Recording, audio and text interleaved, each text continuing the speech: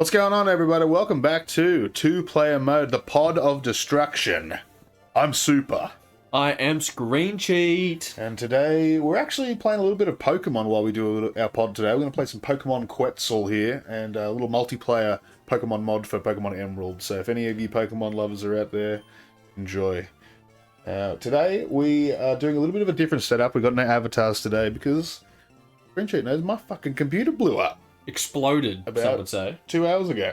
Yep. So I've scrambled together this setup, and I hope you guys can forgive. Although the audio does seem a little better. Yes, we fixed that. We've learned from last time. Yeah. Thank God. Yeah, we shoes up, and yeah, we should be sweet to go.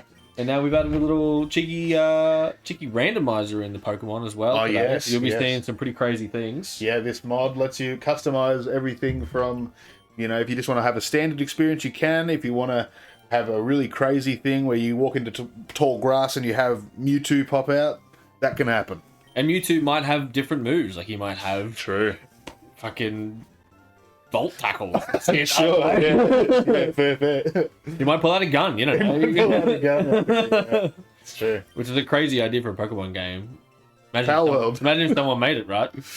Well, wow, what a nice transition into our first topic, actually. Palworld 1.0 just came out. Yeah. Not long ago. Yeah, crazy. Actually looks pretty good. I did some watching of some stuff yesterday, and it looks fun. It looks great. I'm actually keen to jump in and try that again. Yeah, 1.0, how long has it been? 4 years? 5 years? Probably. Shit, like I didn't even realise it's probably been that long. Yeah, it's definitely been, like, a decent chunk of time. Yeah, yeah, bloody hell. Which, you know, kudos to them for sticking with it, similar to the guys over at No Man's Sky. For sure. For just sticking with it. Yep. Because it looks phenomenal compared to what it was in early beta. Early access, yeah. Well, and that's a good point too, is that the game was in early access for a long time, so they really had to deliver. But they made so much money that they couldn't really not deliver. I guess you could just cut and run, but they also had the Microsoft deal. They paired up with Microsoft, and they had the lawsuit against Nintendo, which they won, which is crazy. Yeah, I love that. First time seeing Nintendo taking the L. Yep.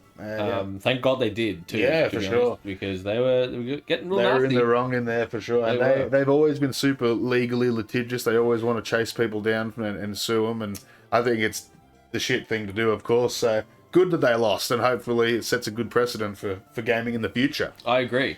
And the fact that, like, they kind of just throw their weight around most of the time. These little indie guys. For sure. And, you know, Microsoft came to the party and helped them out. And yeah, here we are. It's awesome. Palworld 1. It looks really good. I think from what I've heard from other people who've played it, like if you played it in early access, it kind of hasn't changed that much in my mind. It's still survival. You're still harvesting stuff, but I think everything's just cleaned up a lot more now. Your pals work better. They're not bugging out, and yeah, your skill system's way smoother than what it was before. I've heard that. I think your AI NPCs and stuff are way better. Not when I say AI, I don't mean like artificially generated. Sure. I mean like just NPCs. Yeah, all the NPCs seem to. Yeah, they've actually got a bunch of them now. A bunch of new NPCs and new pals. I think there was like 70 new pals. 70 new pals, and a bunch of pals got reworked too and redesigned. Yeah, with slight variations. Yes, I saw that. That's good. I'll definitely be jumping on that.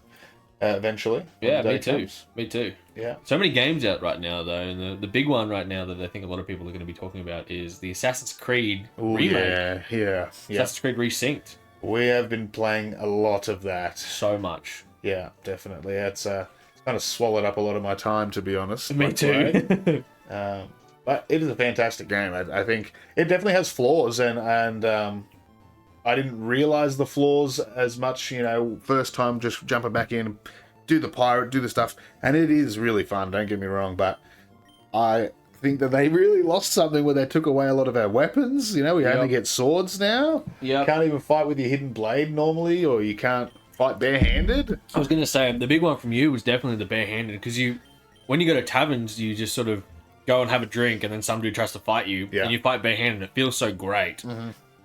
All it's missing is the ability to do an entire game where it's just barehanded. Yep. And just give us like a grapple, like a grab. Yeah. A German suplex or just even a shove. Something. Yeah, something like something where you can grab and throw somebody. Yeah. And I think that option was in the original. I'm pretty sure you could grab dudes, give them a few punches, and because in Assassin's Creed 2 you can grab and headbutt and throw and stuff. So yeah, that feels like a real lost potential for me. The other one's Kenway's Fleet as well, which has had a complete rework. Yeah. I don't mind it too much now that I've played the game enough and I understand it enough. You can earn way more money than the previous version. Yeah. But the previous version had way more strategy in it. You didn't have a cap level on the amount of ships that you could have. Or if you did, I never found it. You think you can make more money now? Yeah. Interesting. Easily. I'm pulling in... So the way that it works now is you have 10 slots total that you can unlock. You unlock 8 from upgrading your settlement area, and then you can get an additional 2 for spending 5 grand and 10 grand. Yep.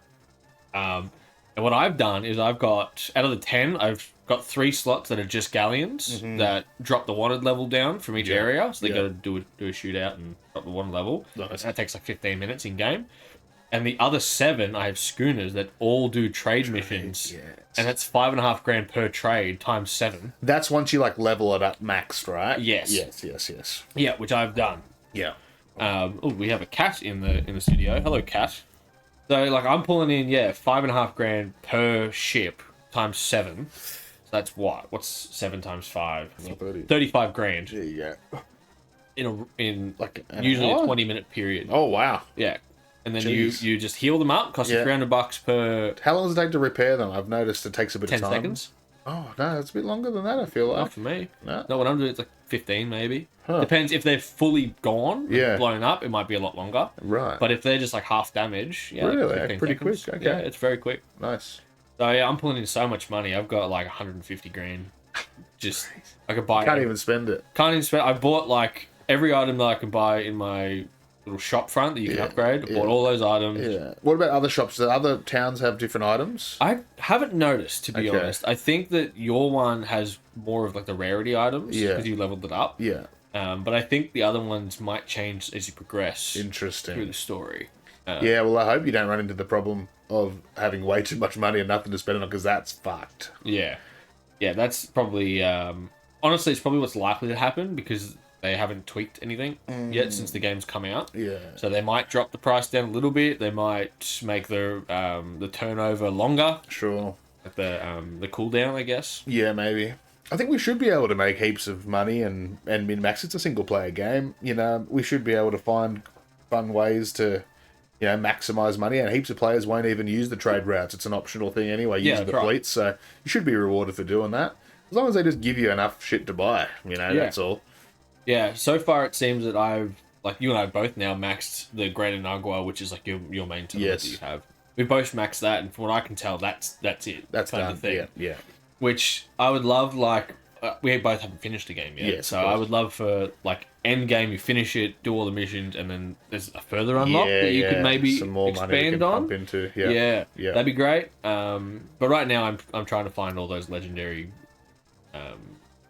crafting pieces. Crafting and stuff. pieces. Yeah. So I can fully upgrade the Jackdaw. Well, underneath your house in Great Inagua, have you found the cave with the treasure hoard? Yes. I bet yours would be crazy now. It's massive. Yeah, that's awesome. It's over the top, insane. I love that. Well, Ubisoft has a problem with making their games and giving you so many things to collect and do that you basically make the rest of the game pointless. It was the same for me with Gods and Monsters. What was that game called again? Immortals. Immortals. Phoenix Rising. Phoenix Rising. Yeah. I played that. I loved that game, and I played a lot of it, and I unlocked everything well before I got to the final boss, and that meant every other collectible that I got really meant nothing. It just like get 5 or 6 of them to give you a 1% increase to your damage or a 1% increase to this, and sure, that might stack up over the course of the rest of the game, but as soon as that happened, my desire to collect anything just plummeted. So I was like, all right, I'll fight the final boss and finish the game, rush through it, and I still had plenty of things to collect. So I just hope that the Ubisoft has learned, because that's a shit system. Don't bring that into Assassin's Creed. At least with Assassin's Creed, it seems that they give you, like, aesthetic stuff to unlock. Yeah. Like, I finished 30 art pieces in the main settlement. Yeah. And I got a very specific armor set called the Master Assassin armor. Yeah. And it looks great. It looks very, very cool. Yeah, I want to get that. Yeah. So, like, I assume that when you fully max out the Jackdaw, you might get a Captain Kenway or something, some kind of outfit to do that. Yeah. Same as, like, hunting every animal or finding every mine thing, you get a Mayan outfit. Yeah, those kind of end game things are great. especially if you could bring them into New Game Plus. See, that'd be awesome. That'd be cool. Yeah. So far, it's been a very fun game. It's just, it feels like, and we had talked about this, I don't know if it was in the last pod or if it was off camera, but we talked about streamlining as in-game development is usually, what I consider, usually a bad thing, in my opinion. Yeah, it's like dumbing down and making less than. Like, the combat is fun. It's like more Dark Souls-these, I guess. Yeah, it's got parries and stuff. And that's fun. Everyone feels like they hit harder, but at the same time, you can't, like you said, you can't equip different weapons. Imagine Kenway with a battle axe. Yeah, well, in the original, you could pick up weapons in the OG. You could grab muskets off the ground, apparently. Yeah. I can't really remember, but I heard someone talk about that, so... Yeah, you used to be able to, like, if you shot somebody and they, like, dropped their weapon, you could pick up the weapon, fire it once or twice, and then you drop it because it had no ammo. For sure. Yeah. Yes. And it always did more damage than pistols because it's a musket. It's a musket, yeah. So, like, the dude having a halberd, you kill him, he drops the halberd, you pick it up, use it once, it breaks or something. Yeah, but it's like an insta-kill or something. Yeah, that's really cool. That'd be great. Yeah. But, they kind of dropped the ball on that aspect, for sure. I think that I feel the map is vastly different from what I remember. Really? I remember it being more open and less large islands, more like small individual islands. Yes. So I think they've changed that. Yeah. And the travel also feels faster in the new game than the previous game. 'Cause I remember vividly it took me like 15-20 minutes to get from north to south, whereas this one it's like 10. Yes. So yes. Yeah, no, I remember you saying that. Maybe it's because of current technology where we can render things quicker. We don't have to, we don't have to slow the player down as they're traveling across the seas and stuff. So maybe we can get around quicker. I'd love to see a comparison. Yeah. Hey, what have we got here? Yeah, that's right, ladies and gentlemen. We've got our starting Pokemon, which are all randomized. Yeah, that's correct. So I've got a Porygon 2. I don't know what that means. Porygon 2 is awesome. Venusaur. Damn! And Sneasel. Okay, well, I know which one I'm not picking if I was here. I've got Clefairy. Machamp. Oh, that's really good. Good on Machamp too. Clefairy's great too. And a Squirtle. I love tiny turtle. I got a starter, a standard starter. You got a Venusaur, I got a Venusaur straight up. Well, honestly, Machamp sounds like my guy. He's a wrestler. He's a big boy. We're going to talk a bit more wrestling towards the end of the pod. And so... Perfect. I mean, I'm going Venusaur. Oh, yeah. It's pretty self-explanatory on that bad boy. Too. I'm so sorry, Zigzagoon. You're about to get fucking kangaroo fucked. Oh, bro, but your Zigzagoon's an ice fighting type. And yours is a ground psychic? Rocked psychic, or is that ground? I can't tell. What's my Venusaur? I'm an ice ghost? Steel. Ice seal. Ice and steel? What have I got? Bug dragon? Holy shit. What movies do I got? Bouncy Bubble, a water move, Lovely Kiss, and Psychic Noise. I've got Thrash, Overheat, and Chatter. I got a flying move. Yeah. Sorry? Flying will be weak against him, but none of our moves are the same type as us, so they do less damage. Not that that'll really matter. Bouncy Bubble, what does that do? It does damage, apparently. It's like a... Is that like Absorb? Yeah. Oof. Let's go. I love this. Sorry, guys, we got off track a little bit there. Yeah, this is great. And as well, when you're watching the pod, you can see in the background that when we walk near certain long grasses, you can actually see the Pokemon walking around. Yes. So we can see like legendary Pokemon stalking. You can see shinies and all kinds of things. And you actually have to go and run into them to trigger the fight. Which means you can avoid them if you're running low on health and going to get to the next town. That's you right. You can avoid them. Are you going to name your Venusaur? I'm definitely going to. I mean, yeah. He's a Bug Dragon. So let's go with Bug Dragon. Mine's Ice Steel. Ooh. Surely there's an innuendo there. Default into something that I probably shouldn't have. I was thinking the same thing. Resist the urge not to write some sort of swear word or fucking bad thing. Venucuck. Great. But if you work at Pokemon and gain experience, I think you'll make an extremely good trainer. Oh, yes. Perfect. And I got the beautiful Pokemon. Oh, I don't think he said it. But my Pokemon's name is Ma.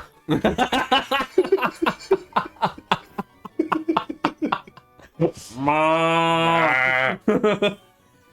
That's where my brain defaulted to.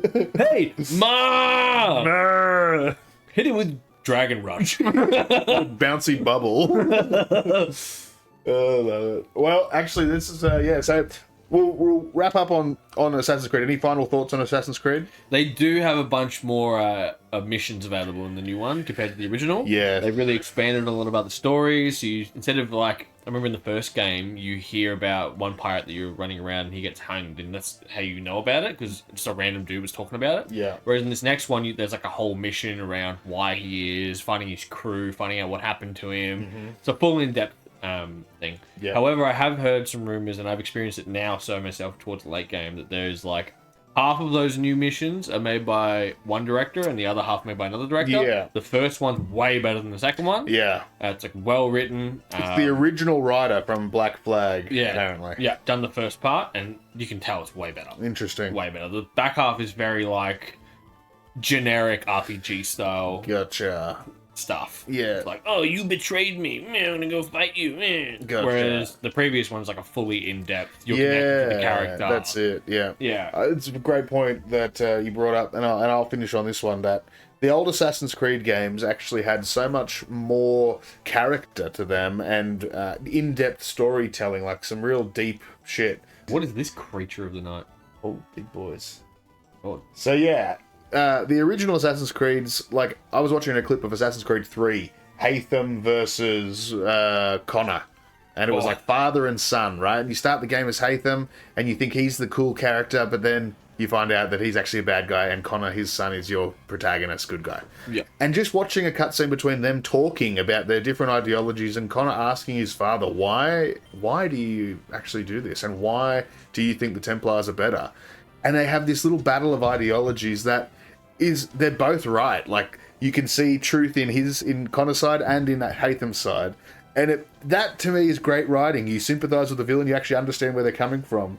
And they make good points too. Where now it's just like, the enemies are Templars and they bad, they kill bad. I don't know. Just, as you say, simple RPG shit. Yeah. Yeah, for sure. For sure. But tell us what you guys think in the comments and what you guys' thoughts are on the new Assassin's Creed. And... yeah, are you playing it? Are you part of the 2 million plus people who are jumping back in? Oh, yes. Okay. I was thinking about this the other day. What do you think, ScreenCheat, what could Sony even do for a PS6, right? The PS5 is already so big. The graphics nowadays in gaming has pretty much come to a standstill. What could a PS6 even offer people? Because we have this big controversy with Sony. Everyone hates Sony. Fair enough. I hate Sony too. I'm not going to buy a PS6 at the moment. I've got no desire to ever buy another PlayStation console. So what could they even do to get us back? And we know they're not going to make a physical disc drive. I mean, that's an easy one. They're not going to do that. I don't think so. So what could a PS6 do to actually even entice you to get one over like a PC or literally anything else? I really honestly don't know. Probably the biggest thing is to somehow, some way, be cheaper than the Xbox. Significantly. Cheaper than the competition. Significantly. It's probably the only way that they would get me. Or they backtrack and do implement discs. Yeah. But like, I really don't see that happening. I see Xbox coming into play, which we'll talk about a bit later. I see, honestly, I see the kind of, not the death of Sony, but the death of at least the PS6. Really? I feel like it'll probably decline? Yeah. Okay, so I agree, but I think there's only one maybe thing that could, and that's GTA 6 on PS6. In the same way GTA 5 came to Xbox One and PS4. So GTA 6 with a bunch of new features. It's the way to play. You can't play the PS5 version. It's fucking shit compared to this one. You know what I mean? I think that could bring people over. It wouldn't bring me, but it could bring a lot of people back. Yeah, if there was like a significant difference between the upgraded Xbox version and the PlayStation version, like if the PlayStation had a specific, I don't know, weapon or car or something, or something enough for them to be exclusive, maybe. I think it needs to be more than a car or a weapon, but I think it needs to be a whole new way to play the game, like first-person mode was, you know? Yeah. Yeah, because that made me rush out and buy an Xbox One just to play GTA 5, the new edition, person, and in first person and all that. That's the same thing with me with the PS4. Yeah, yeah. So, but like, can't see Rockstar leaning that heavily towards one console than the other, even though Sony and Rockstar do like each other a lot. I don't know if they can risk pissing off your PC gamers and your Xbox gamers just to give Sony that exclusive. Interesting. Because PC gamers are on the rise now that it will be on the rise and way more now. Yeah. The whole disc thing, and like if the PS6 is, which the rumors are to be around $2,000, that is, you can get a PC that'll do a better job for sure for $1,500. Yes, that's right. And you have rights to all of your games. You have them forever. Yeah. They can't, like, Steam doesn't take your library from you. No, that's right. If they delist a game, you still can play it, as far as I understand. I don't know if you saw this recently, which I recently discovered. Sony has started deactivating accounts that aren't being used for 30 days. I thought it was 3 years. I thought it was 30 days. I think the 30-day one I heard, and we can clarify this. The 30-day one that I heard about was if you buy a game digitally or whatever, you have to log in within 30 days. Otherwise, they lock that game until you log in or something like that. What? Yeah. Which is still fucking stupid. That's the most stupid shit. It feels like Sony is literally just trying to strangle the average person into doing their bidding. Let's look it up. But, like, I just don't get that. I don't get why Sony would be doing that, because surely they know the impact that's going to have on their sales, right? Surely they know. I think they are expecting, and unfortunately I kind of think they might be right, and I don't want them to be right, but I think they're expecting that the internet will have a lot of backlash, but it'll die down. It always does. And the casual player who wants to play FIFA, who wants to play Fortnite, GTA 6... they won't give a shit. They probably already don't have a disc drive. They probably already have just digital only. They don't care anyway. And I think that's probably majority of normal non-gamers. Like, we're hardcore gamers, bro. We love this shit. And, Steam's a platform for hardcore gamers. And it's a lot of people, but it's not anywhere near PlayStation's numbers and Xbox's numbers. Maybe not Xbox, but PlayStation especially. They won this generation, so... Well, I don't know if I don't know. It's hard because I saw a recent sales report on specific games that Sony has sold, right? Yeah. And I saw the physical to digital release sales of those individual games. God of War was 80% physical. Yeah. Yeah. It sold 80% physical, right? Yeah, 20% digital. Yeah, there you go. Even games like Red Dead Redemption 2 was still 70% physical. Well, yeah, I think physical is way bigger than what they're giving us credit for. Yeah, they definitely skewed the numbers on. Red Dead's a PS4 game, so that always was a disc, really. The console came with discs, so most people probably were happy to get that. I think, but GTA was primarily physical. Yeah, for sure. Yeah, it was.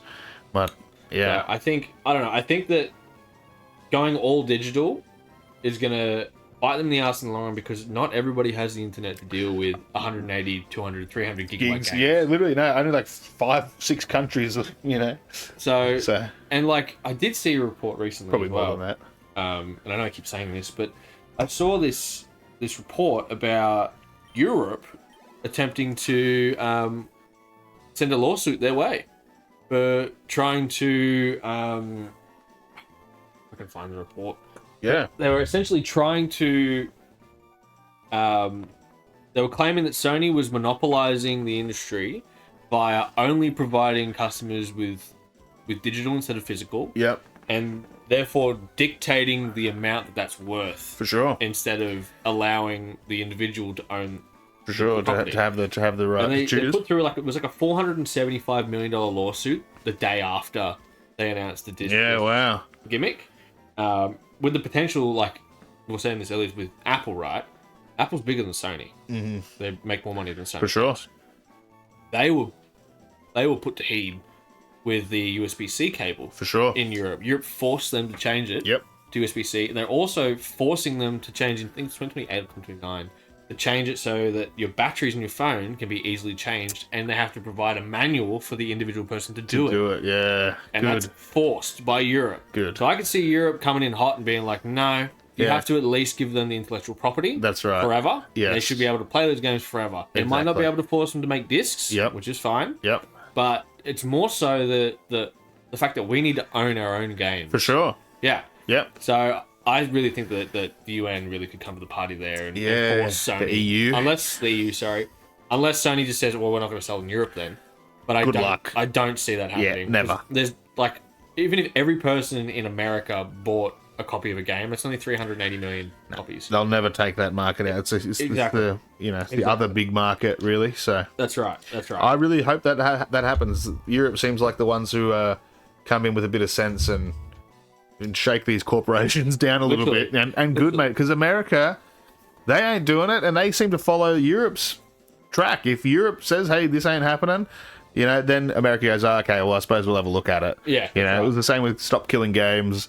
It's going to be the same with this, so it's a shame, but... What did I say last podcast? Make games great again? Yeah, that's right. Literally. Yeah. Make that a damn shirt. Good luck getting that off the ground, but... Yeah, well, Yeah. So, Sony, PlayStation 6, I'm not getting one. Nope. Their biggest competitors, Nintendo, kinda, not really, because, they kind of are in their own lane. Xbox. We've talked a lot about Xbox, more than I really have ever talked about Xbox before in this last couple of weeks, really. Yeah, well, probably the most since the 360 era for me, to be honest. Yep. Yeah. So, Project Helix is the next Xbox that they've already confirmed they're talking about, and I don't know if this is for the Helix. I think this is just for current Xbox, right? Their new disc to digital. Which is such an insane moving forward for games, especially the stark contrast between Sony's stance on it. Yes. And Xbox being like, oh, well, we can just turn your games into...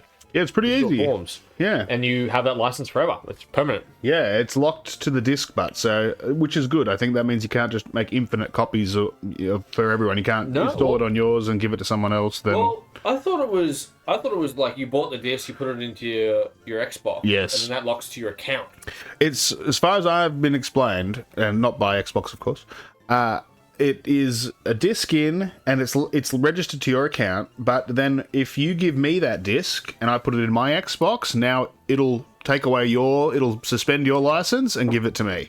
Right, but the game will still be downloaded. It'll just be inactive. And it might give you an option to buy it that's again. But even a better stance than what Sony's doing already. For sure, I think that's good. Yeah, I think it's great. That means we can share discs, but like I can't play it at the same time as you because we've only bought one copy of the disc. That's right. And that's what people would do. I would do that if we could. It would be a total rort of the system, and so they would lose so much money.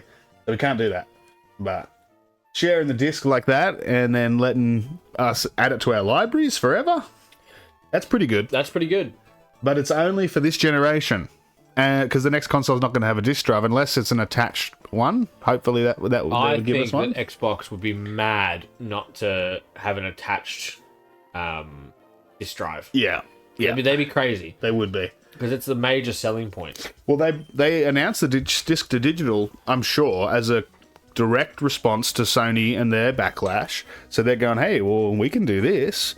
So I think, if they can announce that they're trying to do this to compete with Sony, clearly they're trying to compete with Sony, then they should make a physical disc drive. Sony could probably do the same thing. They'll probably just sell a disc drive like they did with the PS5, which I heard the PS5 disc drives nowadays, the version with the disc drive, are worth way more money. Yep, everyone's trying to get a disc drive. They sure are. Plus, PlayStation increased the prices of all of their consoles just before they announced the disc thing. Yes, that's true. Yep. Disc to digital, but if it is only this generation and the next console doesn't have a disc drive, well, that doesn't really fix the problem. Because that just means everyone go out and buy an Xbox One and as many Xbox games as you can, physically, and add them to your account. Yep. That's what that means, really. Because the next generation, unless they tell us that this is going to happen for Helix, you're going to be able to do the same thing, which I hope. If not, then it's kind of like, hey, go out quick and buy up all the stock of pre-owned games for Xbox and buy up the Xboxes and add them all to your account, which actually might work in a business idea, Well, the big difference between the two is on Xbox, you permanently own the licensing to that game. Yeah. That's what they said. Interesting. You permanently own it once the code's registered to your account. Because it's come from a disc. Because it's come from a disc. You permanently own it. Yeah. That's specifically what it says. Whereas Sony's like, you don't own it, it's a lease. That's right. So that's even if Xbox don't do the disc drive, right? Yeah. Project Helix. Yeah. But they say, or they have it specifically in their licensing, you own the contents of this game. You'll forever be able to play it or use it. However, if it's in single player or if it's on a solo server or whatever, Sure. that'll get my buy. Yep. That you own your games. The fact that buying a game doesn't mean you own it is crazy. Well, yeah, it's funny because I thought Steam was safe from that too, but they're not. You know, they have the agreement, the licensing agreement on their store page when you buy something that you're buying a license. But apparently, GOG, I've just heard, which is like another kind of niche gaming launcher and store. Pretty sure they're partnered with CD Projekt Red. They have full ownership and no DRM, no online logins required. If you buy the game from them, you get it like as an executable, not like you have to launch Steam, then launch the game. Right. Yeah. That's cool. So, I mean, you know, there are niche ones out there to do what we want, but we need it mainstream. We need, you know, the gaming industry just needs that. So, we talked a little bit last week, ScreenCheat, about GTA 6. We did. And how I don't think people fully understand what is going on with GTA 6 and what even is the game. People think they're going to be able to make money, real money from playing the game. That's such a crazy thing to think. Like, I just trying to wrap my head around how that's going to go. Yeah, I don't think that will happen. Maybe when GTA Online comes, because we're going to have to talk about that. GTA 6, obviously, everyone knows it's coming only a single player. I'm sure maybe some people don't know that yet. But GTA 6, when it comes out, it's only going to be single player. It's probably going to be 6 months to 12 months before we get GTA Online for this version. I don't know if it's GTA Online 2 or if they're going to roll it over. ScreenCheat mentioned that last week, so maybe that could happen. Don't know. Yeah, it's sort of a confusing one because, like, they go two ways with it, right? They either implement it the same way they did with GTA Online, GTA 5, which is like it's built into the GTA 5's disc already. Or they sell it completely separately. Yeah. For an additional $14, $15, yeah, like that. That's which they good very point. well could do. They could. I don't see it going that way because I think they want the people in there and get all those cosmetic money. Yeah, and for sure. Shark cars and that kind of shit. Because that's really where they make their money from. Yeah. And if they lock that behind an already paid for... Because if they do it as like a free separate thing, right? Like free to play. Free to play with GTA Online. Yeah. That I could see happening. I can see that. I could see, like, in terms of, like, making real money, quote unquote. Yeah. Like, the Diablo series does that. They have, like, their own open markets and stuff where they can buy and sell items for real money. Yeah. They could implement something like that, but I know that Diablo suffered heavily, critic-wise about that. Yeah. A lot of people really hated on them for that. For sure. So, is that Dialga? Yeah. Holy shit. Yep. You got fucking Dialga? I got a Dialga. I got to catch him first. Anyway. What the fuck? Yeah, so with GTA 6, what are your predictions for actually seeing what GTA Online 2 is going to be like? Do you think it's going to be heavy role play? Do you think it's going to be much more like it is right now? I think it'll be closer to Red Dead Online than it will be GTA Online. Yeah. I think it'll be a more refined version of of Red Dead Online. So we played Red Dead Online quite a bit back when it first came out and haven't gone back since for genuine reasons. For sure. The grind on that is incredible, and having multiple forms of currency was a rough one. Yeah. So I think that what they'll do is they'll probably make it a single currency. Right. One currency you can make money for. You buy shark cards, that's how you get your money if you want. You do it that way. Cash. Because that's proven track record that it works for them, and the gold system didn't work for them in Red Dead. I agree. So I think that's the way that they'll go for that. I think it'll be not as arcadey as GTA 5 is. They've already come out and said there will be no flying cars, no flying motorbikes, nothing like that, nothing crazy. I think there still will be a significant difference between players that pay to win and players that won't pay to win. Yeah. Which is, you know, fair enough. You want to spend $150 on the game. Sure. You're going to get $150 worth of good shit. Of extra shit, yeah. That makes sense. I think that it'll probably be... I think they might... This is a hot take. I think they might implement a Battlefield-style server system. Oh. Where some people can have modded servers, other people can have standard servers. There'll be official dedicated servers you can approach. Yeah. Instead of it being like the searching for a game gimmick. Yeah. I think it'll be like a dedicated server gimmick. Or they might do both in like a Fortnite. Yeah, well... They'll have tier systems. Yeah, dedicated servers would fix a lot of problems with obviously internet connections, but probably with cheaters as well. They might be able to have a bit easier time getting around that. If it doesn't come to PC, they probably won't have a problem with hackers and cheaters really at all. It's pretty... maybe I'm wrong on that. I don't know, but I feel like the amount of people who are hacking on console is so much lower. Remember that was the case with Fallout 76. All the hackers were on the PC version. Consoles players were safe. So, don't know how that's going to work out. Well, it's hard because if they do it as full crossplay, it's not going to matter. Yeah. They'll be cheaters anyway. For sure. Right. If it comes to PC, If it comes to PC. yeah. Yeah. Because Black Ops 7, they have a lot of heavy cheaters. Even if you're dedicated only to PlayStation users, there's a lot of cheaters on that game as well. Yeah. I think that Call of Duty's malware is a lot lighter than what GTA's would be. I think GTA would be very, very strict. Interesting.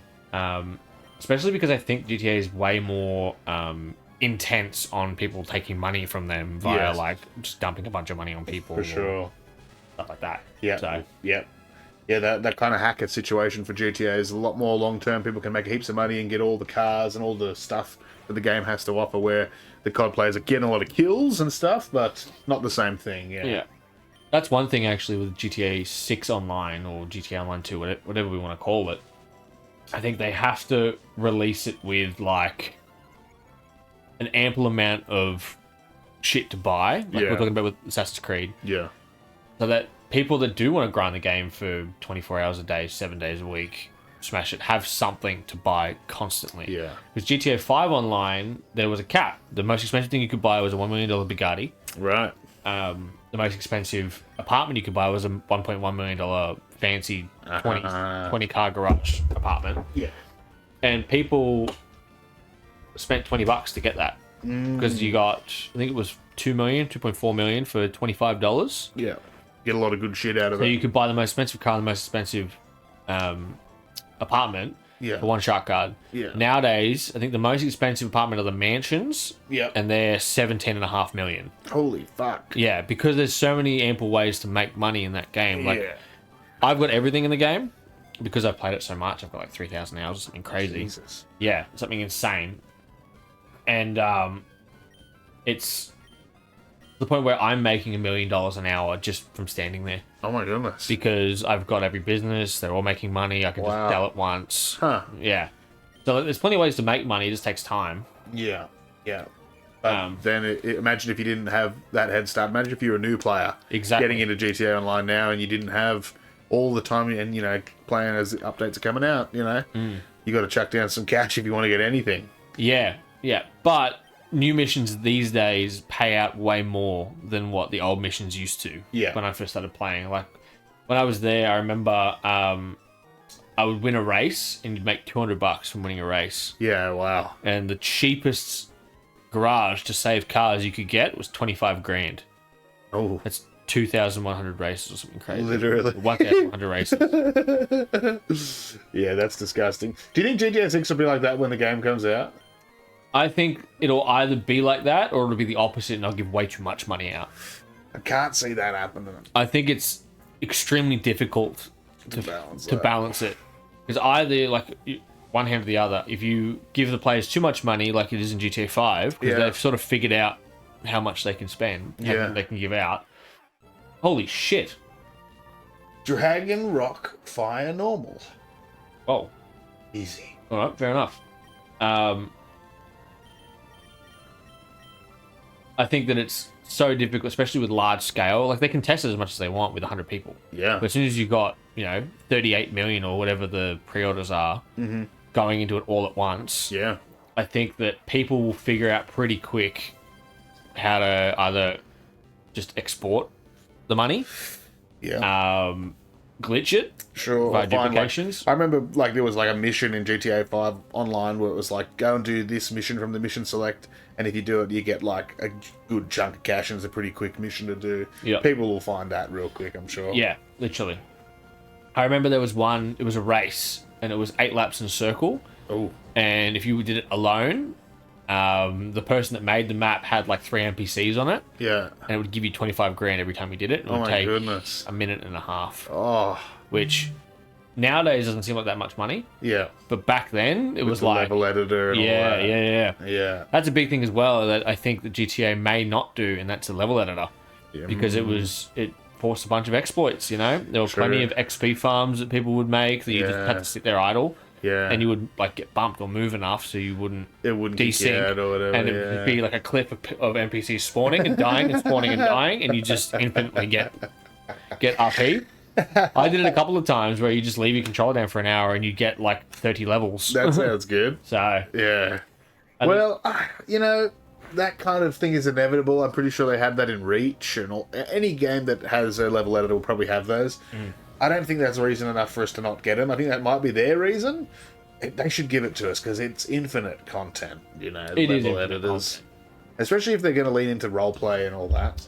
Well, it depends on how far they go with it, because currently it's like you can do like deathmatch missions or like collect missions, races, that kind of stuff. But if they did like a heist editor, like made it way more over the top, it'd be way better. Yeah. Like you can make your heist really difficult, but have a heaps high payout. Yeah. In like a cutscene editor or something like that. Yeah, it could be like a similar to is it Link's Awakening, where you make dungeons. Yeah, the dungeon editor. The more things you add to the dungeon, the harder the dungeon becomes. Yes. Like it could be like that, where you start with a heist plan, and it's like, okay, well, if you do these 4 sections, and you can like scale the difficulty of those 4 sections, you could make it so the more difficult it is, the higher the payout's going to be. Yeah. So if you max all the difficulty and add like 10 things to do, you could get like $50 million. Yeah. But it's really difficult to do that. That's cool. So. Yeah, that'd be fun. See, the ideas are pretty much endless. Yeah. But that kind of leads me to my next thing of, are you even going to play GTA Online, ScreenCheat? Because you're going to have to give up your ID to do it. Yeah, that's a great point, because we live in Australia and the UK. Yeah. We're both required by law to give our, like, I'm not sure how they're going to do it, but they're going to force us to do like a Face ID thing, or it'll be like an authenticator, or something. You have to link your fucking ID to be able to even purchase online. Yeah, wow. You can buy GTA 6 and play that, no worries. Yeah. But the online version, different story. Yeah. Which makes no sense to me because of the same rating. No, it's because it's a social thing, and, you know, people could talk to each other on there, I guess. That's fucking ridiculous. It's ridiculous. Will it stop you playing it? No. Yeah, it's probably the only thing that requires ID that I will probably be willing to do. But that sucks, and I really don't want to, and I feel dirty even saying that I'm considering doing it. Well, you might be able to change your VPN and see if that fixes something. Yeah, that might.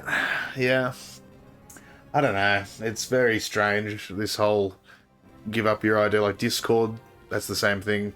You know, if you want to access certain channels in Discord now, apparently you got to give your ID for that. Yeah, the NSFW channels and things like that. Well, maybe it is just that, and hopefully. But yeah, I don't know exactly what you're locked off from or not. But it's very strange. I don't know how they can enforce it or regulate. Like, surely someone could then hack Rockstar and have everyone's information. Yeah, it makes no sense. And Rockstar's been hacked. They've shown that they have been hacked majorly. Everyone on the planet, I think, has been hacked. Yeah. The Pentagon was hacked. Yeah, that's right. By Julian Assange. So, everyone's going to get hacked. Everyone's got the... Yeah, true. Yeah. That's why I think that putting your ID on the... Bad idea. Probably a very bad idea. Probably a very bad idea. So, it's just... Yeah, it's one of those things that, like... GTA 6 is probably one of the only games that could do it. Could, yeah. If Call of Duty asked me to do it. Absolutely not. No chance. No chance. Destiny, no chance. No. Red Dead, no chance. No. And at this point, I'll really have to see it, because if online is, you know, it has to be amazing. Because, like, I wouldn't do it for GTA 5 online. No. And if it's just GTA 5 online, but 2, it's like, I'm good. Yeah. Probably. You know? Yeah. I have to see about all that when it comes out. Obviously, so keen for the game, of course, and I want to play online. It's just, yeah, I don't know. It's a very strange one. Don't know how I feel about it. What do you guys think in the comments? Let us know in the comments. What if you live in one of these countries where you're going to need to put your ID in to play GTA 6 online? Fucking hell. Are you going to do it? Let us know. It's not on my bingo cards for this season, I'll tell you that. Fucking oath, man. This season of life. When they brought in these laws, the games were supposed to be safe from this too. That's what they said. The game platforms wouldn't be affected by this, at least in Australia. Yeah. Yeah. Well, just another thing for our mighty Prime Minister to decide to backtrack on. But, you know, yeah. Let's stay away from politics on this channel. We'll do our best. Do our best. We're going to go into our... we're getting towards the end here. I heard something from quite a few different people over the last couple of weeks now, and I didn't realise it. I guess I did, but I didn't realise it was bad until now. But 2026 really is the year of the remakes. It is. I'm telling you, it is the year of remakes. We've got... Okay, so it's Star Fox. Yep. Which I actually loved. Star Fox I loved as well. Assassin's Creed. Yep. Love that game as well. Yep. Black Ops 1 and Black Ops 2, right? Which I bought. Love Black Ops 1 and Black Ops 2. It runs smooth. It's not as great as it could be. It's sort of like a throw it at you kind of thing. Yeah. It is so much fun being back in the online space, and it's just like what it was back in the day. Yeah, it's the same game. Same game. Just ported over. But the lobbies have like returned from the original Black Ops 1 and 2, so the banter is insanity. The public chat and all that. Public chat is all crazy. One of the chambers back, which I fucking love. One of the chamber. Nice. It's fun, but it's probably a 5 out of 10 to be honest. Yeah. Like it's fun, but I know it's the same game. It's the same game. It's got flaws. Yeah. Got flaws. However, it's still cheaper than buying it on Steam for $72 currently. Yeah, because you got the PlayStation Plus. That's right. So I got it for $30. Yeah. But even more full price, it's $50. On Steam, it's $70. Yeah, wow. Still. Yeah, there you go. Yep. Yeah. Activision, they want you to get it. They got to deal with Sony for sure, I reckon. For sure. To get that going. Yeah, for sure. Well, But what else we got? So they aren't even really remakes; they're ports. So we got Star Fox, we got Assassin's Creed, we got Zelda remake coming out. So that's 3 already. Yeah. What else was there? There's a few more. Gothic got a remake this year, which I'd never played, but Fable's getting a remake next year. Yeah. Which it's kind it's of a whole new remake, game. but But but still, yeah. What about like a There's got to be more than just those 3.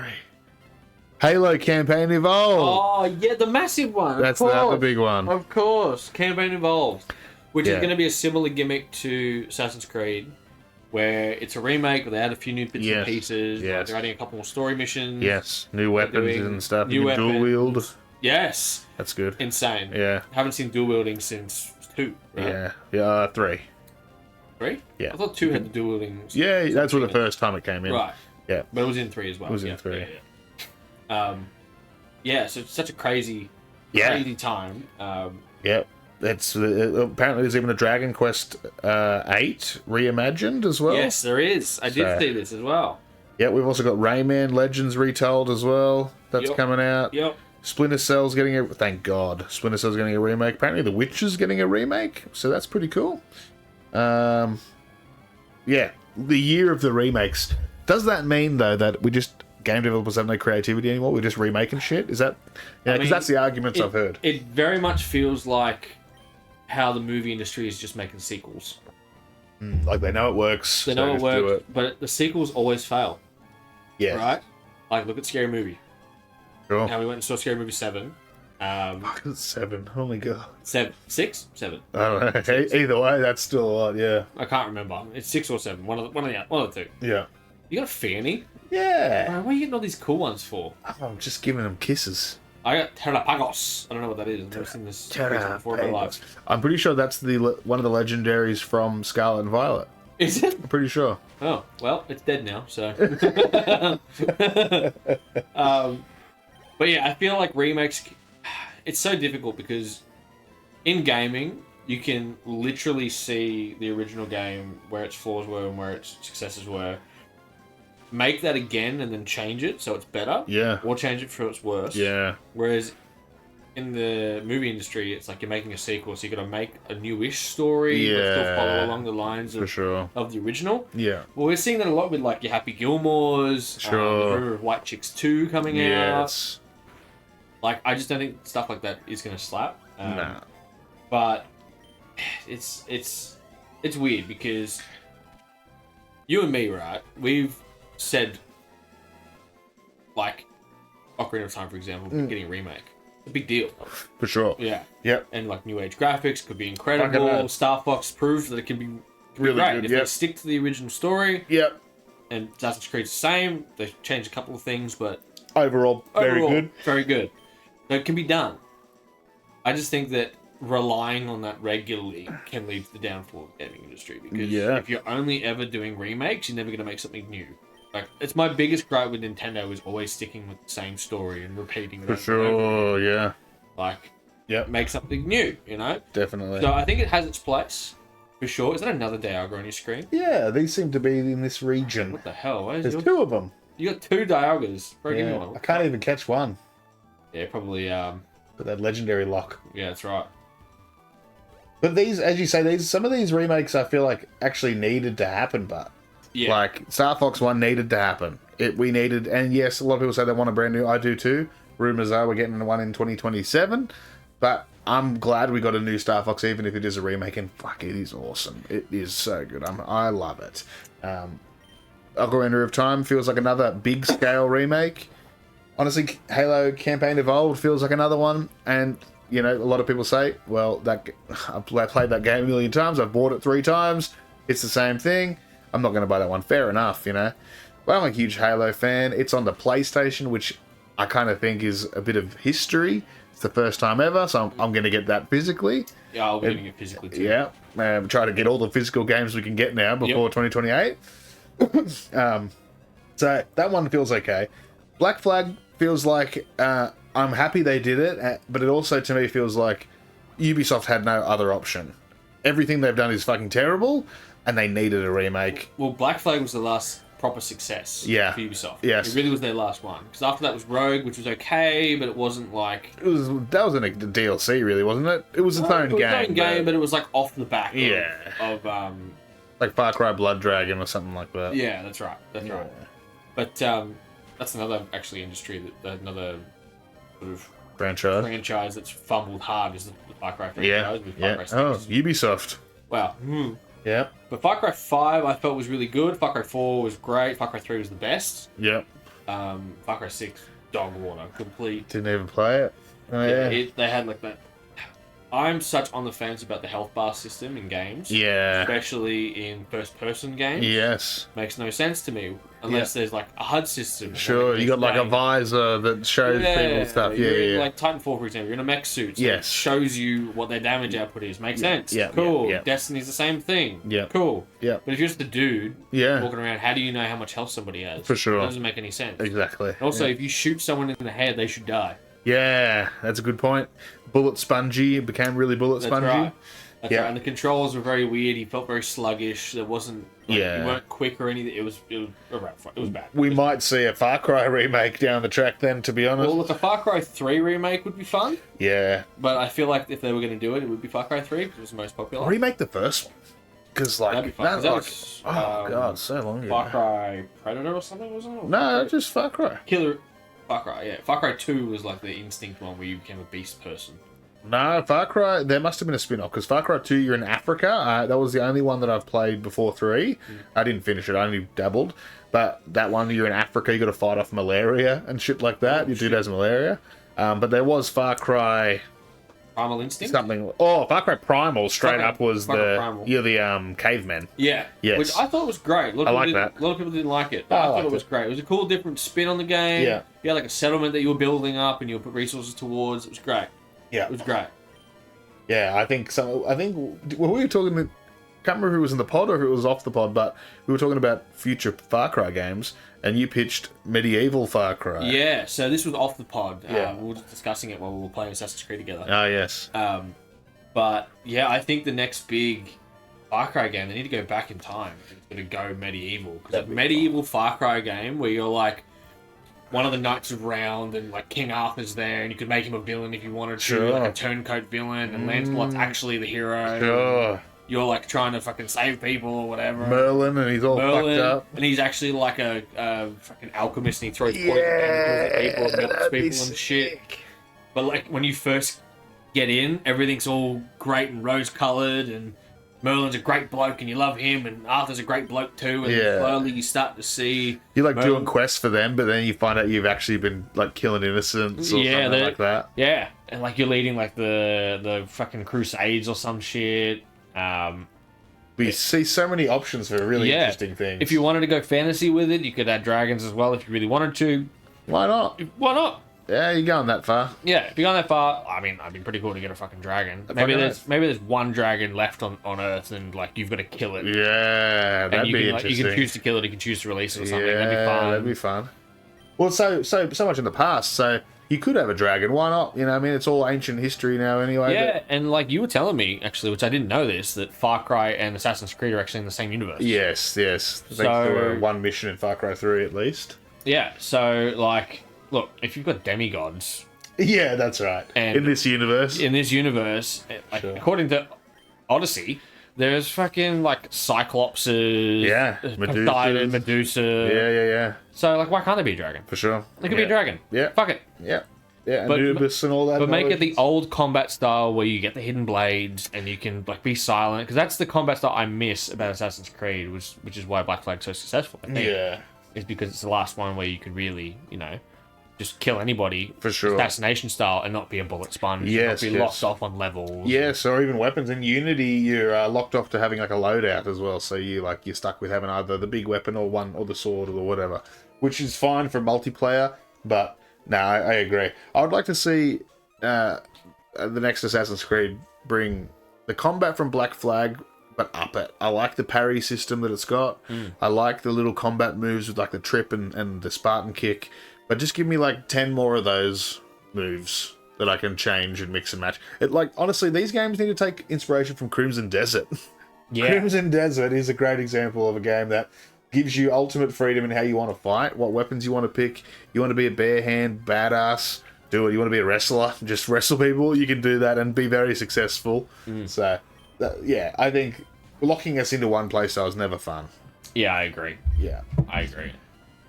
I think that a medieval style RPG first person game would pop off, especially if they run it so it's full co-op, like not like weird Far Cry how they've got this only thing of settlements and stuff. Yeah. Like full co-op where the main character is the main character and the second player is just a guard. Yeah. They follow you around because yes. they're your bodyguard or something, whatever. Yeah. Yeah, that's cool. And you can customize your character. Yes. Like ODST. Not ODST, Reach. Reach, yeah. Yeah, you have a custom armor set. And, for sure. Yeah. Yeah, I think that would be really fun. I'd be in on that. And it's different. It's different. Far Cry doesn't need to just be shooting people in the forest or something, you know what I mean? We've seen that Primal can work that way. So I think Ubisoft needs to maybe take a bit more risk. They maybe they've been playing it too safe, or maybe some people would say they're taking too many risks. I don't know. It's hard to pin down exactly what would Ubisoft benefit from. Would it benefit from just focusing on maybe a couple more remakes of their proven titles to kind of bolster them back up? Or should they try something wholly new? A whole new IP, no Assassin's Creed, nothing. I don't know. Very hard to say. Well, look, if they did like a proper remake of Assassin's Creed 2, I think that would sell like hotcakes. That would work, yeah. That would sell like hotcakes. 3, probably not so much. I know a lot of people weren't super happy with 3. I feel like I want a reason to replay 3. 3, I thought 3 was fun. Yeah. 3 was great. You had the Civil War, and you're playing as a like an Apache warrior kind of gimmick. Yeah. And it's great. Yeah. But I think that they got to pick a lane. Yeah. I think that they should make a new game in the old style. Like the old combat style, but with like the parrying and everything like that. Sure. Yeah, they do the medieval gimmick and they have a sword and shield. Yeah. You can use the shield to quick brace or Yeah, that would be fun. I like that. Also, we're going to enter into our a new little segment here, and I don't know if it's going to be a weekly segment. We're going to figure it out if it's going to be a P.O.D segment or not. But we're going to call it, and you can come up with a better name. But at the moment, it's called ScreenCheat's Anime Hour, but it's not an hour. That's part of the title. It's in brackets. Yeah, ScreenCheat's Anime fucking fire sale. I don't know. Yeah. I don't know. The anime arena. A big anime guy I am. A big anime guy. I've calculated it not too long ago, and I think I've watched something close to 600. Different animes? Yeah, Holy something crazy. shit. Something insane, right? Like, what is that? Kartana. Never heard of it before. I like yours, Ducklet. Ducklet is just a straight up duck. He's just a blue duck, and he looks like it too. He's straight ducking. He's seen some shit. He has seen some shit. Speaking of seeing some shit, right? So, the latest anime that I've been watching currently, it was an anime called Wands and Wisteria. Okay. So, I don't remember if the other week that I was telling you about Mashley, which is like this. Yes. He's like a jacked normal dude, can't use magic. It's like Harry Potter if he Couldn't use magic. trained... Yeah. Harry Potter, if he couldn't use magic, was fucking jacked and had to use his physical strength to fool everyone that he could use magic. I love it. That sounds so fun. And he's like so monotone, he's chill, he hits the German suplex, it's great. Oh. Wonderful. So this show called Wisteria Wands and Magic is similar-ish vibe, but way more like in depth. Probably along the more intense vibes of like the later seasons of My Hero, how like, there are actually people dying. Like, pretty intense. Yeah. It's about this kid, and he. I don't know if they specify that he can't use magic or he just has really low like tolerance for using magic. He's just, like, very weak in that regard. Yep. But he uses a sword. He's the only person in the world that uses a sword because they've been like super frowned upon. And he goes to the dungeons and shit and helps people out. And you watch him sort of like overcome all these hurdles to try and get to the tower and like race through the tower because his best friend like climbed it ages ago. Trying to reach her, and they've got like a love interest gimmick going on. Sure. And it's got some of the best storytelling, art style, and music I've seen in any of the new genres. Really? It's incredible. What's its name? Wisteria Wands and Swords. Wisteria. Yeah. We'll put the thumbnail up. Put a thumbnail up. Yeah. But it's incredible. It's I'm going to do my top 3 of this week. ScreenCheat's top 3 of this week. I like it. This week. Great. So number 1 is Wisteria Wands and Swords. Great. That's phenomenal. Okay. Amazing. Number 2, off the top of my head, it's an anime. I don't know if you've watched it, but I've definitely talked about it before. Please. It's an anime called That Time I Got Reincarnated as a Slime. Yes, I've heard of it. It's just come to the new season again. So the way it works is it does 24 episode seasons, but it splits it in half. So they release the first half of the season, 12 episodes, and then wait a couple months and they release the second half. Yeah.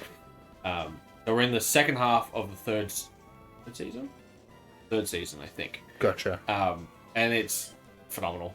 It's probably my top 3. Really? Yeah. What makes it so special? So, the premise is, it's an isekai, right? But it's like a super...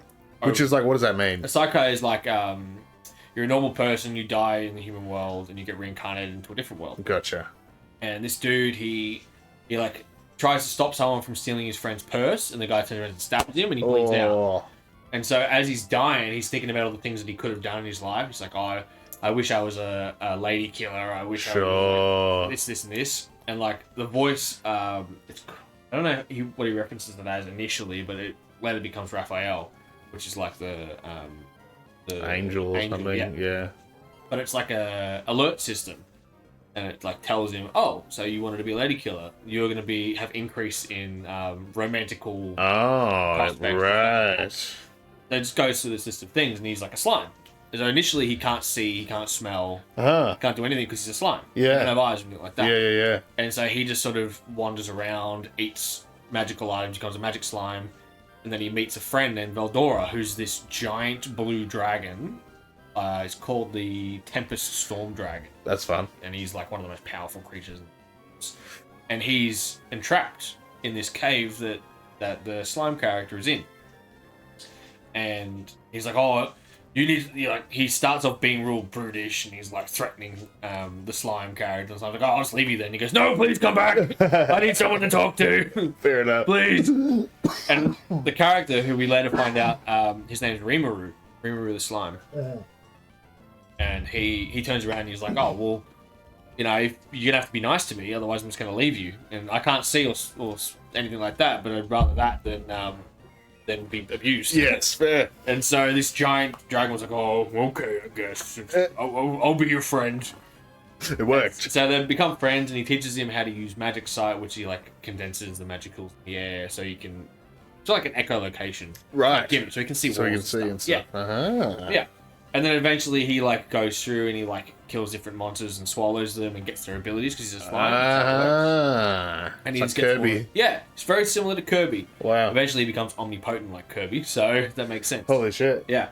But it's like he initially starts by meeting these goblins, and then he he like tells them about Meldora, and they all freak out because he's like a national destruction, like world killer creature. And he's like, yeah, no, he's trapped in a cave and he's my best friend. And everyone's like, what? Yep. Yeah.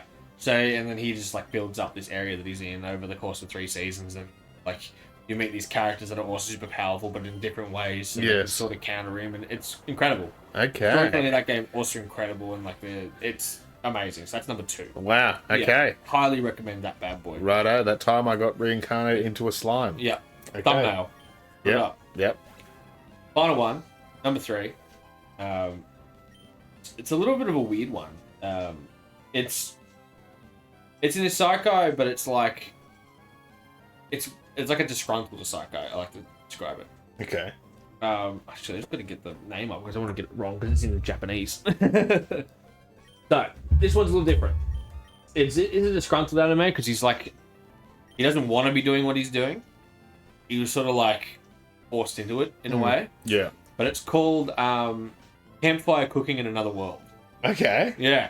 Very different vibe from the first 2. No, I like it. More of a slice of life, happy, but it still has its dramatic moments. Yep. There's 2 seasons of it currently on Crunchyroll. It's 24 episodes each season, I believe. Wow.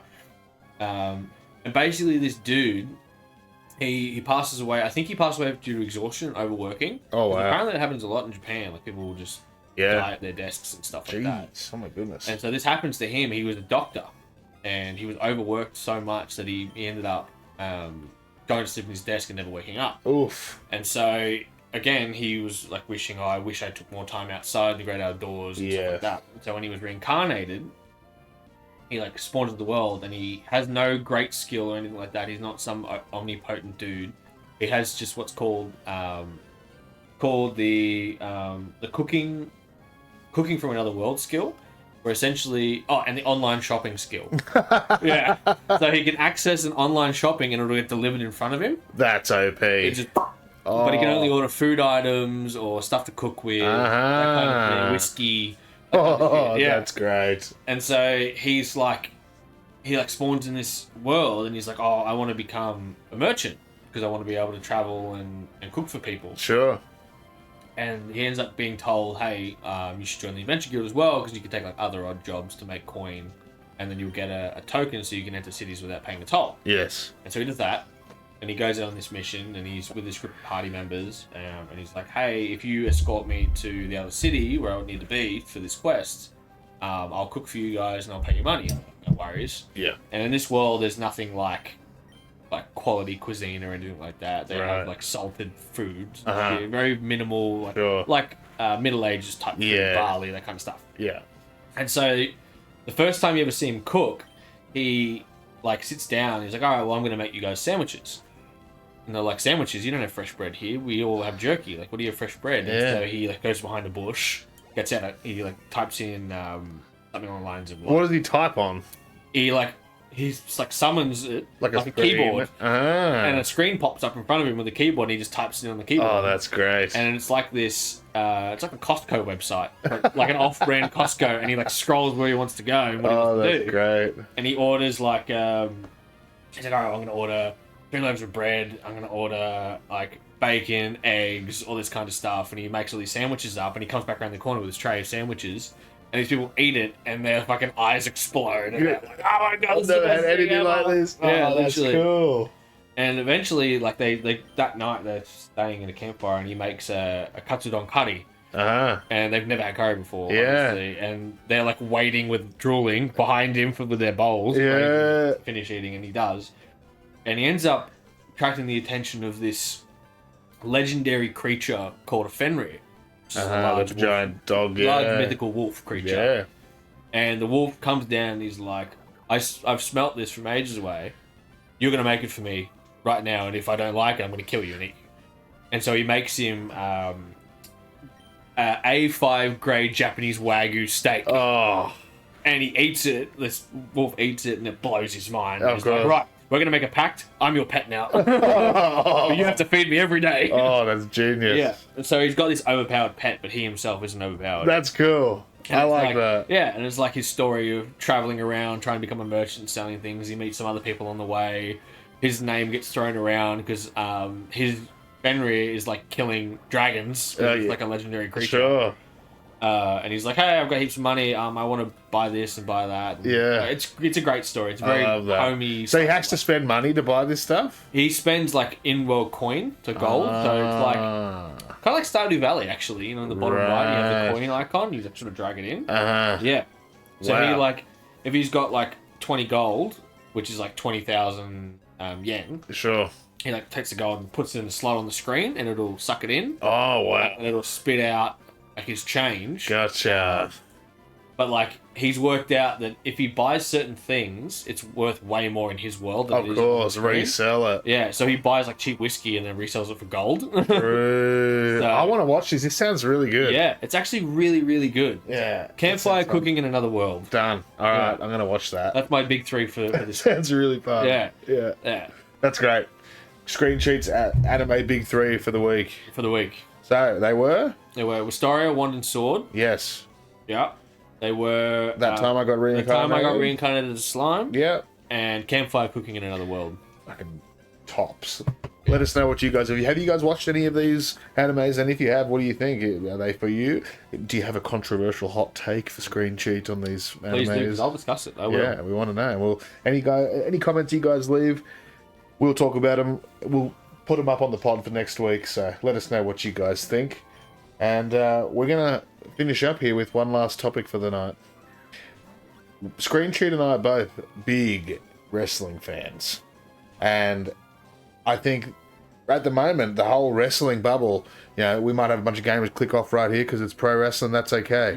But remember, Kenny Omega, one of the best pro wrestlers, is a huge gamer. Gaming and wrestling has a huge crossover. You got to think about it. So you might be interested. What do you think about the pro wrestling world right now?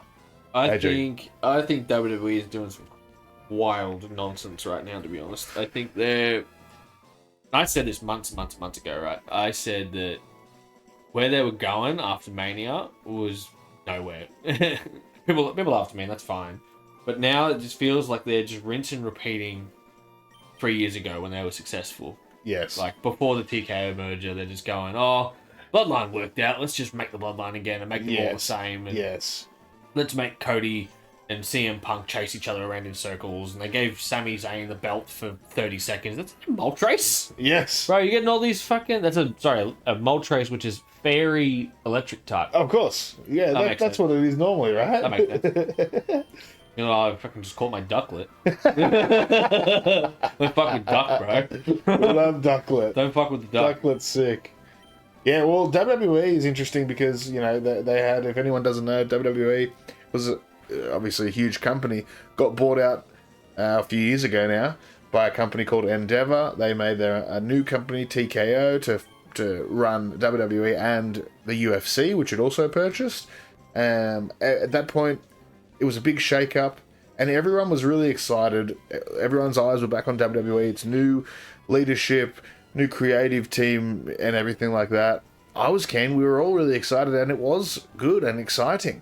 But now it's fucking terrible. Like, I'm really struggling to just even watch this show week to week. Yeah, they single-handedly killed their own tag division when they released the New Day. They released the Motor City Machine Guns. Yeah. They released a bunch of other, tag talent. Yeah. And then they sort of went nowhere with the tag division at all. I don't even know who the tag champs are right now, to be honest. No, I couldn't tell you. I couldn't tell you, and I don't really care. And Which is crazy, you're the tag guy. I'm a huge tag team wrestler. I love tag team wrestling. But none of the tags in WWE right now are actual tags. They're just Joe Blow 1 and Joe Blow 2, and I have no interest in that whatsoever. Yes. I've always said that, and I will die on that hill. Tag team should be an actual tag team and have a tag team name, tag team entrance, and tag team fucking outfits. Yes. And if they don't, it should be a very rare thing. Yes. And that's kind of their thing. Yes. If you have a tag team that's like, let's say FTR, right? Former AEW, WWE, every single champion under the sun, right? Yeah. If you have them versus, Trick Williams and Sami Zayn, FTR should stomp them in the water because they're a genuine tag team. They've been a tag team for years. They understand how those matches work, right. Yeah. Now, you could give them a run for their money if it was like Roman Reigns and Seth Rollins versus FTR. Yes. You could draw that rule out. They could probably lose. That's fine because it's Roman Reigns and Seth Rollins. They're two top singles talents. Yes. Put the differences aside to take on top tag. That's fine. I don't see a problem with that. No. What I have a problem with is mid-card guys being thrown together and pushed higher than the actual tag teams. Yes. I've always had a problem with that. And WWE is the best at crushing tag division. However, I've just heard today that the potential rumor of a new tag team that's coming back into WWE, a former tag team that's coming back. We haven't seen since probably 2018, 2017. Okay. Who's this? They have a word, 4 letters. Oh. S-A-W. It's not Yeet. It's the Usos. No. The Usos are coming back. Again, no. Sorry, it's 5 letters. S-A-W-F-T. Ooh. Big Cass and Enzo Amore are rumored to come back to WWE. I haven't heard that, actually, yes. Yeah. That would be pretty cool. Which would be hectic for the tag division. But isn't Big Cass over in AEW? Is Big Bill? He's off contract. Ah. Yes. He has been for a while. He's been on TV. Okay. Yes. He's done well as Big Bill. He has done well with Big Bill. So Yeah. I think Big Cass will get Big Bill chance. I don't know. He might. Maybe. He might. I think the soft and the Big Cass and all that is so over. As soon as Enzo comes out and goes, "This is Big Cass and he's 7 foot tall," everyone's can't teach that. gonna lose their minds. And he'd be like, he might say something like, "We got a lot of tall people around here, but no one's as big as Big Cass." Yeah. That's great. That would be cool.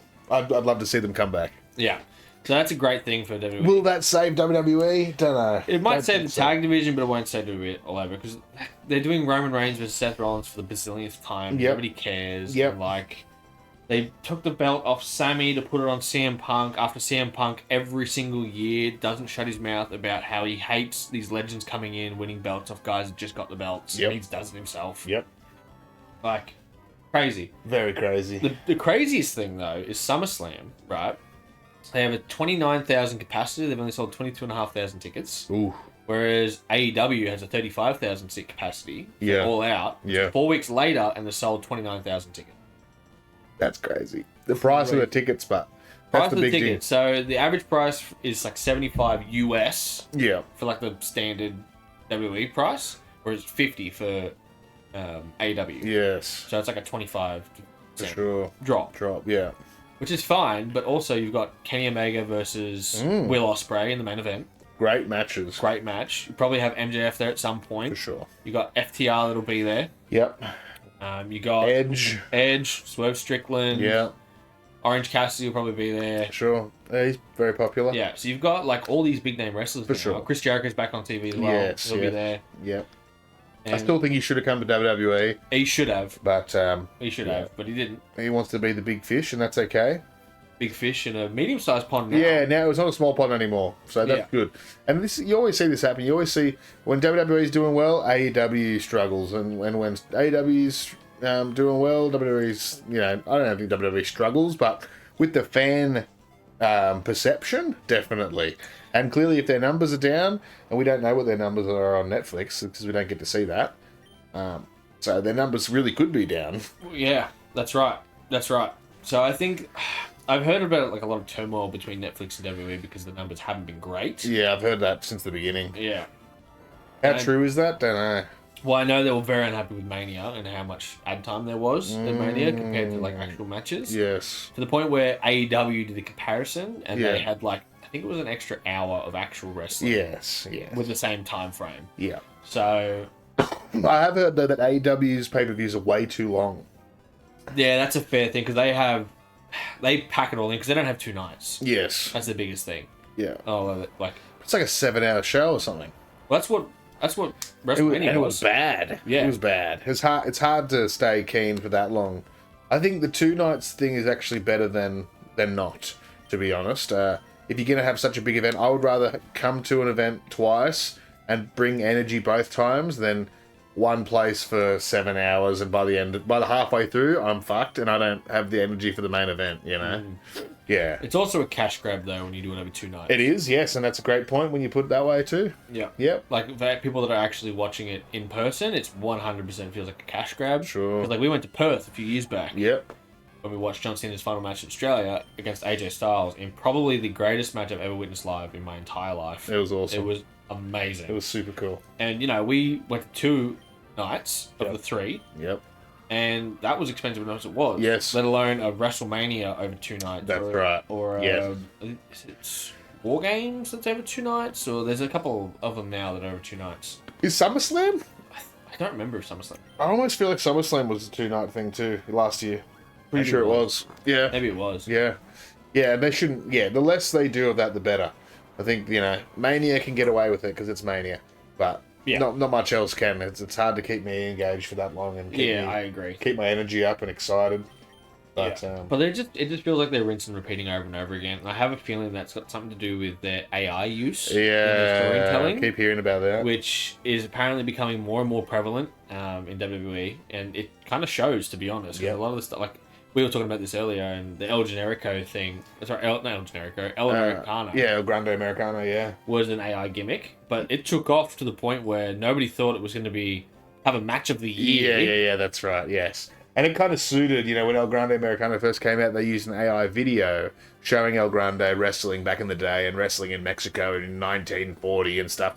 And, like, obviously fake, but the character was a fraud. The character was a joke anyway, so it actually fit, to be honest. That they would use the chat GPT for El Grande because he was a fraud. Yeah. So that's fine. And Chad Gable going on the generational run that he did, for sure, getting injured, and then Ludwig Kaiser, of all people, taking crazy, that and going further with it, and then having a grudge match between, like, Dark Americano and Americano on a AAA luchador. Yeah. Like, that one, like, match of the year. Yeah. In so many people's eyes, for sure. Mate, it's one of the best matches I've ever watched. Yeah. Like, it was up there with Cody Roman, Avengers. Yeah, wow. Yeah. I've heard that.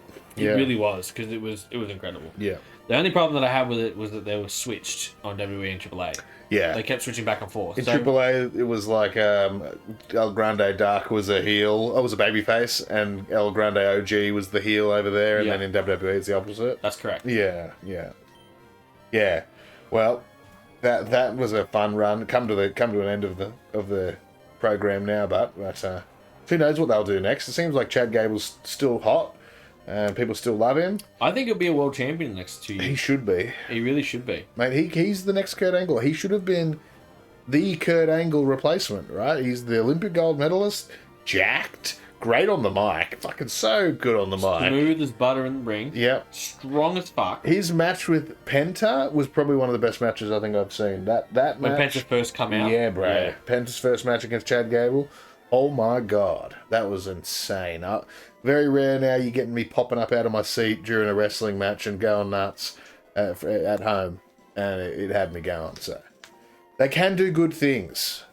The wrestling is good. The wrestlers' talents are probably better now than they ever have been, almost. It's the storytelling that's suffering. That's right. It's the heads. And we all thought Triple H was going to be so good, and I did too. And he has done well. Hey, no matter what, you're going to cop criticism when you're in the writer's seat like that. But if it's TKO coming in and doing a bunch of these problems, and it's like TKO execs saying, oh, this has to happen this way, this has to happen this way. Well, that's fucked. It's kind of inevitable if you sell your company. But, I think then Triple H shouldn't be the fall guy for that either. Someone needs to sort of announce what's made by what, almost, That's further disregarding kayfabe, right? Because for sure. they already spat on it when they released this WWE Unreal. Yeah. Kayfabe is, And, like, that's the thing. That's what I was explaining to the boys when we would watch some stuff. And that I used to say that someone like Gunther doesn't give me heat. It makes me not like Triple H. Yes. Because I know he's the one that's booking That's it. right. It's not the character that I don't like You don't get mad at Gunther. You get mad at Triple H. Yeah, yes. right. And that is the problem nowadays with wrestling, modern wrestling. And, the kayfabe is dead.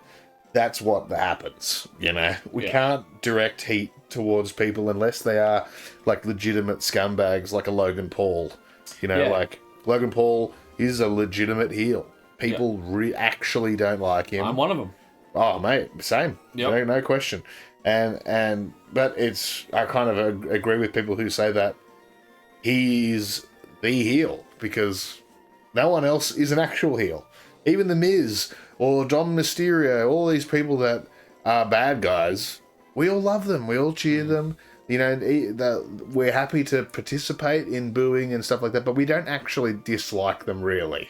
We don't hate Dominic the person. We don't even hate MJF the person. No. You know what I mean? We like him too much because he's fun and he's cool and he says fun things, even though he's heel. He says mean things, but that's part of fun. Logan Paul is actually heel. We hate him. Yeah. I want to see bad things happen to that man. Yeah. You know what I mean? And like, but there's no other wrestling person that's like that. There's literally none. Doesn't exist. Yep. And we need that back. But in this world, in this modern day, it's so hard to do that. Yeah. You almost can't. The only thing they can do now is surprises. Jake Paul, just bring all the Pauls in. All the Pauls are now wrestling heel. I don't like more. Yeah. And one of them, fixes boxing matches. The other one, scams people out of their money. Yeah, that's right. So, they both do the fixed boxing matches, really. Well, yeah. Yeah. Yeah. So, I mean, imagine they come back in the Jake Paul and Logan Paul in the tag team championships. I think I'd cry. They'd just be spitting all over. Because, I get that Logan is a very gifted athlete. I get it. He's very athletic. He can do the things that he can do because he's, jacked and amazing and whatever. Sure. But he's also got so much money that he can put whatever he wants into his body. 100%. And back himself. And he only now has just got on a full-time schedule. Yeah. After what? 4 years? Yeah. Of being a wrestler? That's right, yeah. Dude. I will give him more credit than a Bad Bunny. That he is still here, and I think he has done way better work overall, and more benefit to the company and to wrestling. To be honest, because Bad Bunny showed up, did a couple of things, and it was good. People liked it. He did have a hardcore match at Bad Bunny. Yeah, he had a hardcore match, but I suppose I think Austin Theory and the Vision. I think they actually do benefit from having Logan Paul join them. I remember saying that when that happened, because that actually will give real heat. But then, we see what happened with the Vision now. So yeah, they're fucking who is Bron Breakker? A jobber. Exactly. Yeah. He was going to be the next world champion, and now all of a sudden he's a jobber. Such a jobber. I said this from the start. I think the injury did it, but. Sure, but you could have brought him back. Yeah, the whole Seth Rollins gimmick with Gunther fucked that whole storyline up. Yeah. If they had it so, Seth didn't turn on Gunther or whoever it was at the Chamber. Yeah. And instead, they had some sort of outcome where they just waited an extra 3 weeks. I think it was 3 weeks, and Bron was available. Well, he came back Mania night, right? Yeah. So yeah. Yeah, I think it was about that 3 weeks between when they started that story and because it was super condensed. And I was super butthurt about that whole thing. No, I agree. I agree with you there, especially because we thought the payoff was going to be Gunther getting a match against Brock to retire Brock. Yeah. So it was I'll do you a favor, Paul. I want the retirement match. I'm much happier that Oba has been in that spot with Brock, but I think that did fuck it up. But then, I love Oba, I do, but now that Gunther hasn't had that, he's been a jobber. He's lost every big match. Gunther? Yeah. Really? Yeah, he's lost every big match. He lost the Sammy and Cody triple threat. He lost to Cody. But he didn't get pinned. No, but he lost. Sure. And he lost before that to Cody, clean. Yeah. Clean? I can't remember if it's clean or semi-clean or not. Yeah, it's Cody, so probably. And he lost before that when he lost the belt to Cody. Sure, but those were pretty spaced out. Yeah, he still lost a bunch. And they're only to big people. And now, who gives a fuck who retired who? And 6 months ago. That's more the point, I think. Yeah. I don't think he's a jobber by any means. Have they cooled him off? Definitely, I think. And what's he doing now? Fuck all. Who's he retired? Don't know. Who cares? For sure. The whole him retiring John Cena thing should still be sung. That should be every time he comes out. The man who retired John Cena. That's the man who made John Cena tap out. Yeah, exactly. Give up. Yeah, John Cena never ever tapped out. People don't understand this. He never tapped out once in his entire career. His whole thing was never give up. Yeah. But the one person he had to give up against was Gunther. So what are they going to do with it? Nothing. Yeah.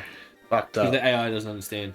That's true. The memory context isn't long enough. Yeah, that's right. They didn't supply to the premium subscription. They didn't have. Yeah, they're doing the free version. Yeah, they're doing the free version right now. Trying to save money where they can, Tico.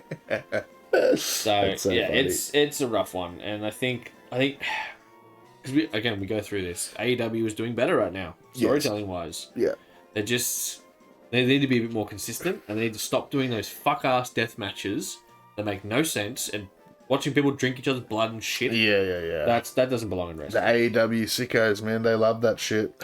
Look, I love the big flips and the cool power bombs through 4 tables or whatever, like the next For guy. sure. But I don't want to watch a dude get a light tube through his forehead and watch it fucking split him open and watch the other bloke drink his blood. That's too much. It's too much. It is too much. No, that's grievous bodily harm. That's not. Yeah, it's not even. Yeah, it doesn't even really feel like the wrestling. No, it feels like self harm with extra steps. That's right. Doesn't even, I was about to say, it doesn't even feel like a gladiator arena like you could imagine. You know, it's not even like that. It's self harm with a few extra steps and a big crowd. Yeah. Yeah, for sure. That's a shame. Yeah. But maybe they'll be on the up. You never know. Do you guys watch AEW or WWE or any pro wrestling? You know, you a TNA fan, New Japan? Even watch it locally. Yeah, local wrestling's the best. I think if you guys have a chance to get out and support your local wrestling, you should totally do it. It's hard. It's less than half the price. It's a fraction of the cost. Yeah, it's like $20. Yeah, go out for the whole night. If you're in the front row, just give the wrestlers heaps of shit. They'll give you shit. It's a great time. Get some dinner too. It's cheap have enough. a few beers with the boys. Yeah. And just hurl abuse at some wrestlers. Have fun. It's a great time. That's heaps better. And then you know what? You got enough money to go out and buy a fucking new game or something afterwards. That's right. Yeah, as opposed to spending all your money on some shitty WWE tickets. And not even having money for the bus home. Yeah, exactly. Which nearly happened to us in Perth. Yes, literally. Well, thank you guys so much for watching. This has been a great pod. We're here and happy to answer any questions. We'll talk to you guys about any topics you guys might have for us. So let us know in the comments down below. Like and subscribe and all that jazz. All the good shit. I'm Super at Level 3 Super. You can check me out in the description. I am ScreenCheat at Ultimate ScreenCheat. You can check me out also in the description. Subscribe to 2-Player Mode. This has been the Pod of Destruction. Number 3. Number 3. Bye-bye. Bye-bye.